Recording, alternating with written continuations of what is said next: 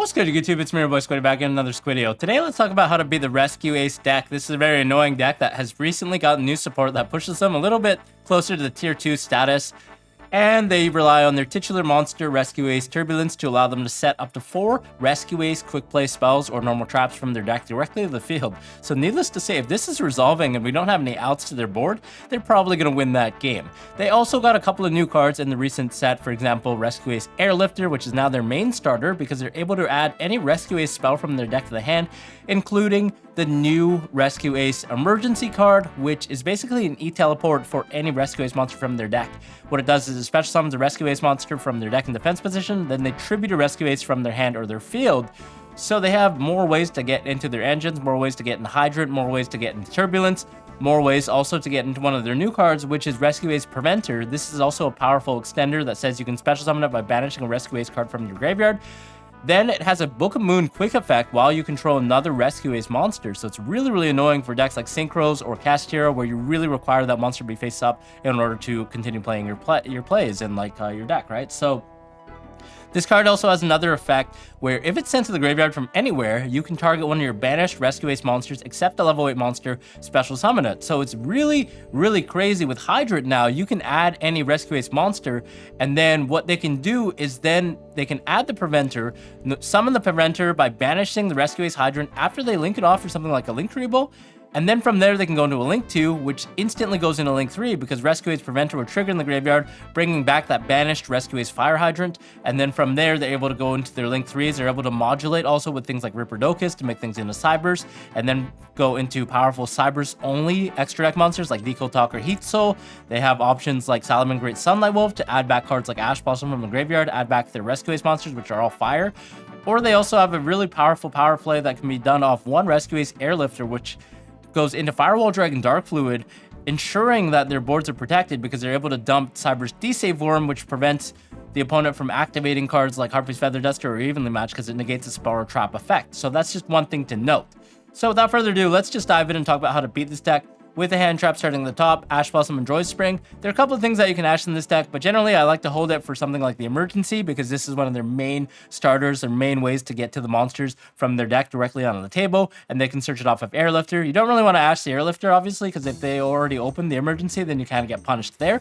So I would definitely hold it for the Emergency because that a lot of times can actually make them pass their turn if they don't have a lot of extenders. This deck does play a lot of bricks, a lot of non-engines. They play all the trap cards that are basically bricks in their engine. You don't want to draw these as a Rescue Ace player because they don't really do much. You have to set them. You'd rather set them directly from your deck, right? The other thing you can also Ash is Rescue Ace Impulse, which is a hand trap, a lot like Tier Limits Haviness. It's a quick effect that can be activated when your opponent activates a monster effect on the field, so it has to be chained directly to that monster's effect on the field. And what it does is it says it tributes its card. Tribute this card from your hand or face-up field. Special summon one Machine Rescue Ace monster from your deck. So typically what they would do is chain it in response to one of your monster effects that adds. For example, if you're playing Stratos, you normal summon Stratos, use the effect to add. They chain Rescue Ace Impulse, and then they special summon out Rescue Ace Fire Attacker. So the chain resolves, Stratos will add, and what Fire Attacker says, if your opponent adds a card to their hand from their deck, except by drawing, you can activate this effect, draw 2 cards, and discard 1 card. So it essentially is a Pot of Greed that allows them to draw 2 cards, fix their hand, and also put a monster on the field, which is all things that you do not want them to do. So generally, Ash Blossoming the Impulse is probably something that we would definitely consider as well, in addition to the Emergency.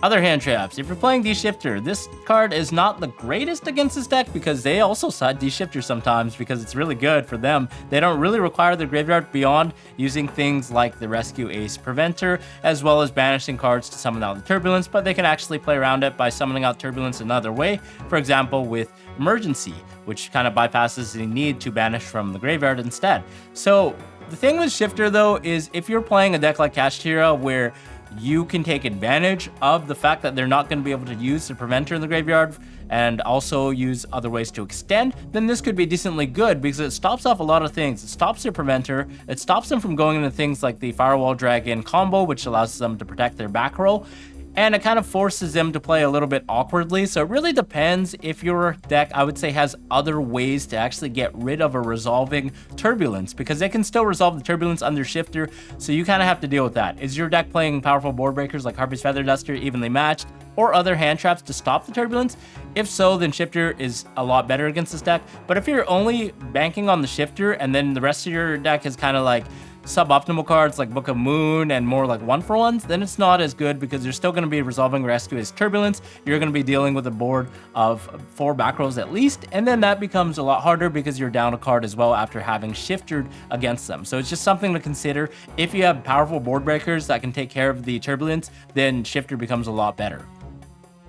Droll and Lockbird is not that great against this deck, especially because they can play around it quite easily. Obviously, it is good when they make weird plays like playing Pot of Prosperity or just going Airlifter directly into the emergency. Then from there, you can kind of catch them off guard. So it's not the worst card if it's main deck, but I wouldn't recommend side decking it in because they always have ways to summon out the turbulence underneath your Droll anyways. So then they're still going to be setting 4. So the main thing that you can see playing against this deck, the recurring pattern is, can we deal with the turbulence? This is the main card that allows their deck to be pushed over the edge. This is the main card that we have to stop. If they don't have turbulence, then everything else is easy to deal with, right? We can deal with a Mathmech deck that does not have super factorial set, that doesn't really have any Omni Negates. All we're dealing with is like a Heat Soul, potentially some hand traps. That's already been power crept, so we can deal with that. But what we can't deal with is one card that allows them to go +4 and then set powerful back rolls to their board, right? So this is just one thing to consider when you're playing hand traps, when you're playing cards to deal with. And I think Droll doesn't really deal with that immediately, so I would definitely not side it against this deck. Okay, let's talk about Effect Veiler, Ghost Mourner, and Infinite Impermanence. Obviously, you guys already know these cards are absolutely great against this deck because you can hit Rescue Ace Turbulence, and generally you should be holding these cards specifically for the Rescue Ace Turbulence. However, there are some caveats. Number 1, they have a built-in engine with emergency. So if they got out Turbulence without using the emergency prior in the turn, because this card is once per turn, then you go ahead and Effect Veiler or Imperm on the Turbulence, they can easily chain the emergency, which special summons the Rescue Ace from their deck, and then they tribute off their Rescue Ace Turbulence, which means that will resolve, and your Effect Veiler has nothing to negate, so they're still going to be able to set 4. So it's just something to juggle there. Like, have they already used Emergency? And a good player is definitely going to hold their Emergency if they can to play around cards that are stopping the Turbulence because that's their main win con. So you have to juggle that. Also with Ghost Mourner, the thing is you have to hit Turbulence on the summon so they can easily link it off, then bring it back with something like Preventer after banishing it, and then they're back off to the races, they're able to set 4 again. So we kind of have to pair these sometimes with other cards, but a lot of the times because the deck is kind of inconsistent and does require on the Airlifter to search the emergency to start off their plays via emergency. If that emergency has already been activated, then the chances of Effect Veiler, Infinite Impermanence, and Ghost Mourner actually working against Turbulence are a lot higher. But bear in mind that a lot of these decks are actually playing Book of Moon as well too, for the purpose of circumventing the Veiler as well as being an offensive card. So it's just one thing to consider, that even if they use their emergency, they might have the Book of Moon, which is still going to force their Turbulence through. So you would kind of have to get lucky a little bit sometimes with this card, but I think these cards are still good enough to side deck against this deck specifically because we're trying desperately to prevent the Turbulence from resolving during the game 2 and game 3 when we're going second, right? So it's definitely important to have it. Alternatively, they could be used against some of the Cybers cards. They're not like the worst cards, you know, against certain cards in their Link package. For example, like Salomon Great Sunlight Wolf, they're trying to add something back to Link Climb. If they're going to Access Code to try an OTK, these are all cards that we can still have dual utility with using the Effect Veiler, the Infinite Impermanence, and maybe Ghost Mourner in every other case aside from Access Code Talker. Talking about other hand traps, Nibiru the Primal Being is actually really, really good against this deck. A lot like how it was good against Mathmech. Against this deck, they're always typically going for 5 summons if they're going in a blind matchup because they're always trying to bank around playing over cards like Lightning Storm, Harpie'S Feather Duster, and Evenly Matched. And in order to do that, they do have to go into the Firewall Dragon Dark Fluid, or at least some of their other Link plays in order to get advantage, for example, the Heat Soul, so the Nib can actually catch them quite off guard there. Also in the grind game, they're definitely going to go over 5 summons in order to break your board and also mount their own, so Nib also has utility there. But if they're good and their hand is good, then they might be able to play around the Nibiru if they know that you play it by making 4 summons, then trying to set the 4 cards off Rescue Ace Turbulence. So it's not the best card against this deck. It depends on the certain scenarios. I would say I would definitely side it in because in the grind matchups, you have other cards to stop the Turbulence, and then they're going to have to be forced to play in the Nibiru. But Nibiru on its own could be bad if they're playing around it and using Turbulence on the 4th summon, which is easily doable in this deck. So it's just something to watch out about and something to definitely test about, seeing how your deck can play other hand traps. If you can pair it with Nibiru, then it would be definitely better, or if you can pair it with board breakers, it'll definitely be better as well.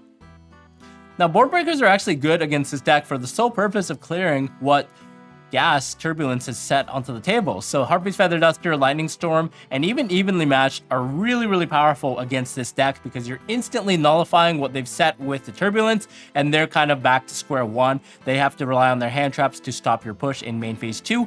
So for them, they're always siding cards like Solemn Judgment, which makes it a little harder to actually break their board in game 2, game 3. With the board breakers, you would have to pair it with the secondary board breaker. Or if we're playing something like a Cosmic Cyclone, we could easily snipe the one back row that they set from hand because we already know what they're setting off of Turbulence. They're setting the other 4 cards. Now, if they don't have Solemn Judgment and they're decently good, then they might also play Reinforce, which they can set onto the table using Turbulence, which kind of plays around evenly. And how it works is if we go into battle phase, they can instantly activate the Reinforce, targeting whatever monster is on the table, for example, a Rescue Ace Hydrant.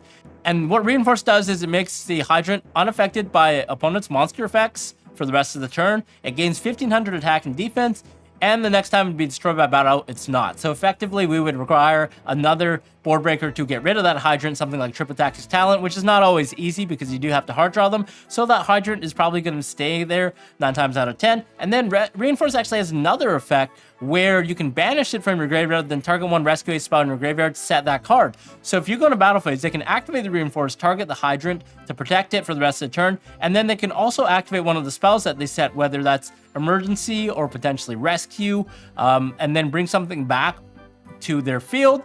And then from there, they banish the rest of the cards. They have an unaffected Hydrant that you kind of have to deal with, or else they have recurring resources. And then they can also banish the Reinforce to set one of their spell cards, which is also additional advantage. So you have to make sure that you're able to play through in main phase 2 and deal enough damage so they don't get another turn.